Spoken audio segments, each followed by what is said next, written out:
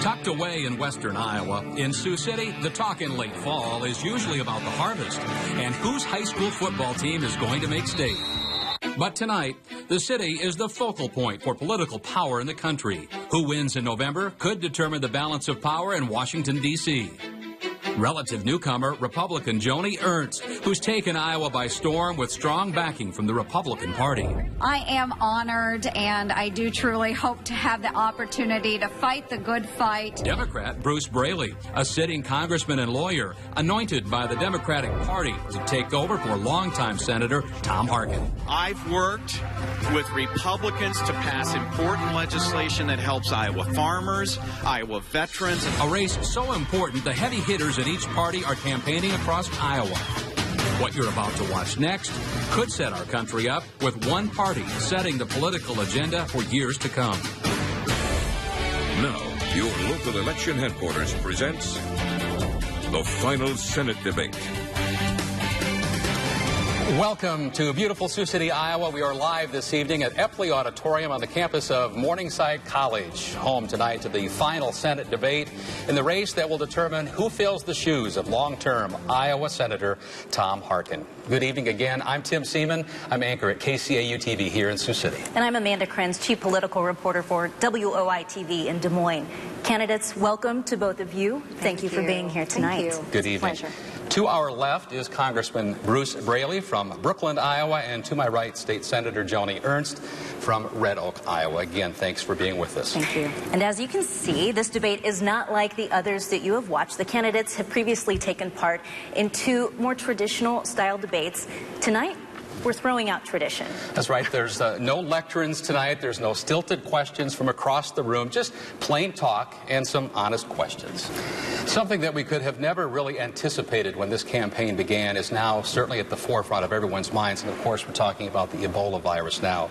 It's spreading around the world. And, of course, right here in America, voters are very concerned. And at this time, we'd like you to direct your attention to the monitors. Hi, my name is Don Lighting from Sioux City, Iowa. My question is, we have now seen 2 Ebola patients be treated just down the road in Omaha, Nebraska. What steps should the federal government be taking to protect me and my family? As a mother, to see families that are experiencing this, it is devastating. So I do believe that we need to do more. And unfortunately, our administration, including Congressman Braley, has been very reactive rather than proactive. We have seen the threat from Ebola for the past several months. And I would encourage temporary travel bans, additional screenings for travelers, continuing aid into those nations, but also supporting those that are researching and coming up with cures and prevention.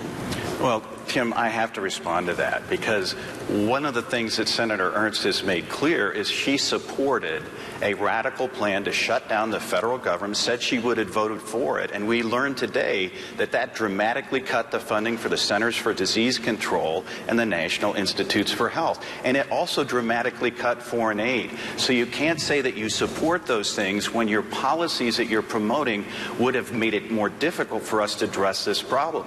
That's why I pressed the Health and Human Services to get these contracts awarded to New Link Genetics so that they can get this vaccine tested, get it in clinical trials in Africa, which they're preparing to do, make this vaccine widely available and commercially feasible so that we can protect everyone, people in the United States, people in West Africa. That's what American innovation is all about. Quickly. Yes, this is, again, a huge tragedy out there. But again, we are seeing failed leadership coming from the congressman, from President Obama. We have seen the threat from Ebola for the past several months, and only today did they call a hearing to address the lack of leadership within the departments out there. We should have moved this up. We should have been looking at travel bans much earlier than this, before it ever came onto American shores. Tim, that hearing was called by the Republican leadership in the House Oversight and Investigations Committee. They were the ones that scheduled it, and that's why I made the trip out there today to be involved, to be able to get some plain talk and honest questions. We're going to move on to our next topic, which is a sensitive one. but it's a very important issue that needs to be discussed. When it comes to abortion and contraception, you both have different points of view, and we're hoping to get some clarity on your positions tonight. Ms. Ernst, we're going to start with you. We're going to take this slowly. We're going to go through several points. We're going to talk with both of you first, and then we'll have a chance for responses. You co-sponsored what's been called the Personhood Amendment to the Iowa Constitution, meaning that a fertilized egg would be considered a person. And here's the key line of that amendment. The inalienable right to life of every person at any stage of development shall be recognized and protected.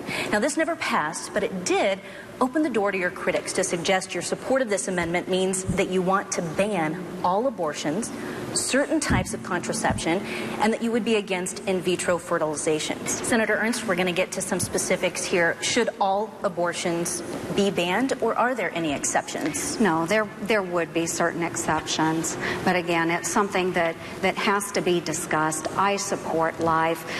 Those things come together when there is consensus upon what is put into legislation. Right now, there is not consensus, but I do believe in supporting life. You did say there are some exceptions. What would those be?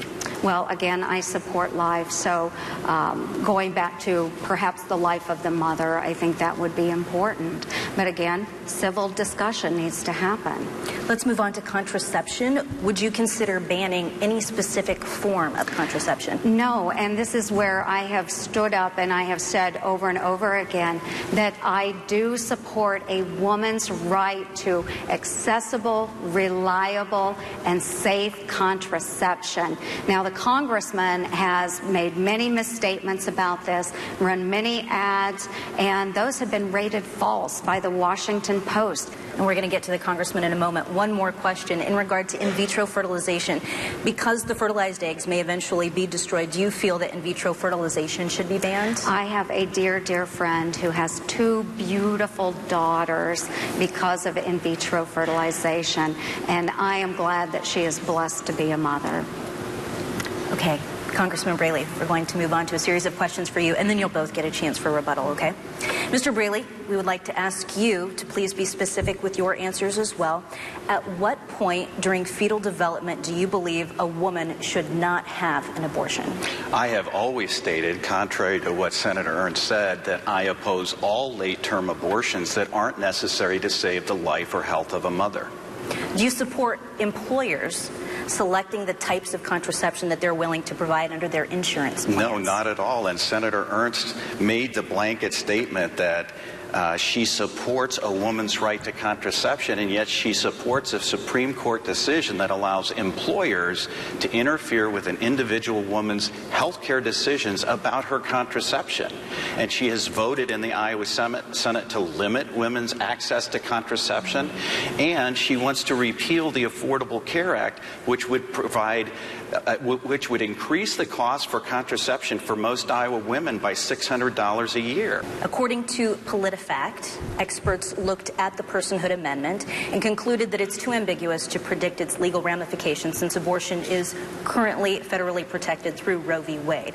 So, does it matter that Mr. Ernst supports life because this is already a decided issue and all the criticisms don't mean anything? No. Why else would the American College of Obstetrics and Gynecology, which takes care of pregnant mothers and babies, say that the things that are in the Personhood Amendment would do all the things that I have just said? It would outlaw all forms of abortion, including in the case of rape or incest, and to save the life of a mother. It would interfere with in vitro fertilization procedures. And Senator Ernst herself had said that under her Personhood Amendment, doctors should be prosecuted who perform legal medical procedures today. Let's talk about health care. The Affordable Care Act, or as both sides commonly refer to it, Obamacare, will soon be enrolling participants for its second year now. Mr. Ernst, you've made it pretty clear your position is to get rid of Obamacare, to repeal it. According to healthcare.gov, in Iowa under Obamacare, 20,000 adults under the age of 26 were added to parents' insurance plans. 1.2 million Iowans now cannot be discriminated against for having pre-existing conditions. And Medicaid patients have saved more than $120 million on prescription drugs. So sitting here, can you explain to people why they need to give these benefits up now? Certainly. Every Iowan and every American deserves to have affordable, quality health care. But Obamacare is not the answer, and I will tell you why. Obamacare is a job killer, and we have seen that here in Iowa. It is a massive tax increase, $1.2 trillion over the next 10 years for the American people. And it takes our health care decisions out of our hands, out of our doctors' hands, and places them in the hands of nameless, faceless bureaucrats in Washington, D.C. Why is it a job killer? It is a job killer because what we are seeing, and I've heard from Iowans all across the state, there are businesses now that are right around that 50-employee mandate of being a big business. And so what they're trying to do, they've evaluated the cost to their businesses, and they can't afford to pay for these types of plans under the Affordable Care Act. So what they're doing is lowering the number of full-time employees that they have. They're not expanding their businesses. We've seen a loss of jobs here in Sioux City. Blue Cross Blue Shield laid off over 100 employees, and they attributed it directly to Obamacare. It's not perfect, but we need to fix it and improve it instead of doing what you would do, which is vote 50 times to repeal it that doesn't do anything to make it better. I voted to allow people to stay on policies for 2 years. I made it simpler for small businesses facing the heavy burden of paperwork, but we can't go back to where we were. Tim, I had a 2-year-old nephew diagnosed with liver cancer. He's one of those children with a pre-existing condition who was affected by being unable to get coverage because of his pre-existing condition. That no longer is the case. You said you read every page of this bill. You tabbed it. You highlighted it. So either you didn't understand what was in the bill or you were misleading Iowans, and I don't know which one is worse. Thank you, and we're going to move ahead please, once again. I can't allow that to go unanswered because it's not true. The reality is that when you pass a huge change in how health care is delivered to millions of Americans, there are bound to be some things that you have to deal with along the way. That's what we've done, repealing the entire bill and taking health care away from millions of Americans and adding costs.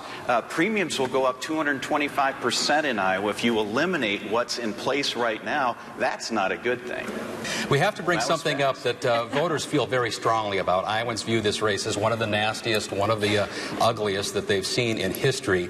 The Center for Public Integrity says $17.8 million has been spent on TV advertising, and that's only through October 1st. And it will easily near $20 million or more before this election is done. You'd obviously have to be living under a rock or just don't own a TV to know that these commercials haven't been airing.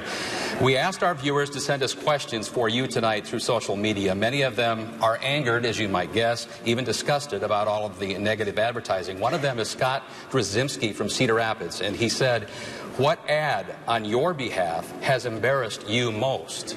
So, Congressman Braley, Senator Ernst, run on your behalf. Which one would it be? And we'll start with Mr. Braley. Well, it wasn't run on my behalf, but it was an ad that was run earlier in the race that showed a bunch of people looking into this box. And I thought it was a horrible ad. I thought that it was not an effective way to talk about the very real differences between us in this race. But Tim, I'm the only candidate in this race who has voted to try to limit the influence of these outside groups, most of whom are funded by secret donors that the public doesn't know who's paying for the ads. I would have to say ads run on my behalf. I really don't know because I don't watch television any longer. I don't pay attention to those ads because I have been so heavily outspent from the outside with all of these negative ads. My husband and daughter don't watch television anymore. It is very disheartening. When you have a failed record in Washington, D.C., you have to tear down your opponent, and that's what the Democrats are trying to do in this race. You don't watch TV these days. I don't watch TV. And the big difference between us on this issue is that I'm willing to say to those outside interests, you have to come clean and take your ads down. That's the big difference between us in this case. These outside groups are lying about my record. They're doing it to distract from the real issues. I'm here standing up for everyone in this room who is sick and tired of these ads saying, I will work because the political free speech of secret donors is not more important than the political free free speech of Iowans. That's why if you elect me, I will work for reasonable campaign finance reforms. Well, I do believe in political free speech, and this is a way that individuals are exercising their political free speech. That's a First Amendment right. So whether we like it or whether we don't, and I don't, again, I'm being heavily outspent by outside interests in this race. I don't like it, but I do believe in standing up for our citizens' rights, and that is a right that they have. We know Social Security isn't going to be solvent if it continues the way that it's going right now. Mr. Ernst, you've said that you want to look at options for fixing the system with no specifics, though. And Mr. Braley, you've said that you have a 4-point plan that lacks some details. So we think it's time for someone to step up and lead on this issue. Mr. Braley, we're going to start with you. Again, we know you have your 4-point plan. You've used phrases like, let's grow the economy. That seems pretty vague. So please name one fundamental change that you would support to keep the Social Security program solvent. Amanda, I mentioned this during the debate in Davenport on Saturday night. I think that millionaires and billionaires should be paying the same portion of their earned income into Social Security as hardworking Iowans in the middle class. And they're not right now. And so my plan would require them to do that. And it would dramatically increase the amount of money in the Social Security Trust Fund, and it would actually increase benefits for seniors. Mr. Ernst, you said that you're open to any options. At some point, you have to stand up and say, I'm at least for one thing. So what is your one fundamental change that you would support? One solution that I would state we could do, or one option, would be bringing in new state and local workers that are not currently engaged in the Social Security system, bringing them in. The Islamic terror group continues to capture more territory. They continue to move forward, and voters that we've talked with have renewed concerns. I have several criteria that I would need to evaluate. The first is, do we have actionable intelligence which outlines the threat, and can we be successful in combating that threat? Second is, do we have a clearly defined mission, and will we put the resources forward necessary to support that mission? And last is, once we've achieved that mission, do we have a withdrawal plan, and will we be caring for our men and women and their families upon their return? The truth is, we can't continue to be the world's police force. Secretary Gates, in his last address at West Point, said for any future defense secretary to advise an American president to a large-scale land war in the Middle East, they ought to have their head examined. That's why I agree with Senator Ernst on the 3 criteria that she says must be met to commit U.S. forces. But the thing she left out, you also have to make the case to the American people on why that investment of treasure and blood is necessary, and that hasn't been done yet. Are you saying tonight that you are prepared to commit U.S. forces on the ground in Iraq to deal with this threat, and in Syria? Is that what you're suggesting President Obama should have done? I am stating that I would have to use the criteria that I have laid out before committing America's sons and daughters. And I will remind you that I have served in Iraq. My boots were on that ground that is now held by ISIS.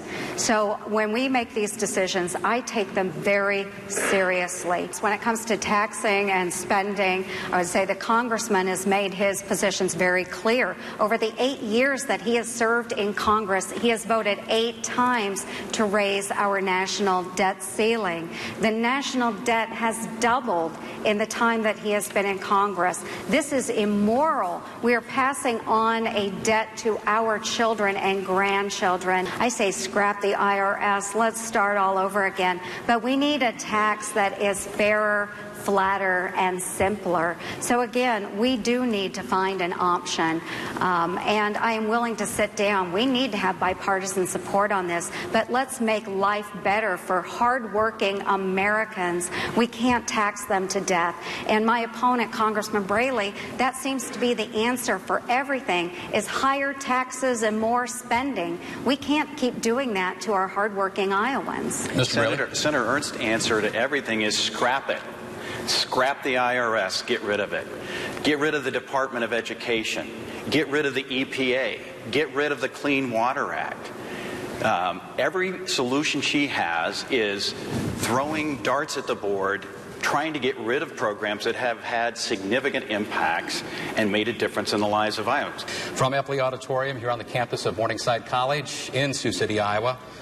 Thanks for joining us. Good night. Thank you. Thank you so much. Thank you. Thank you.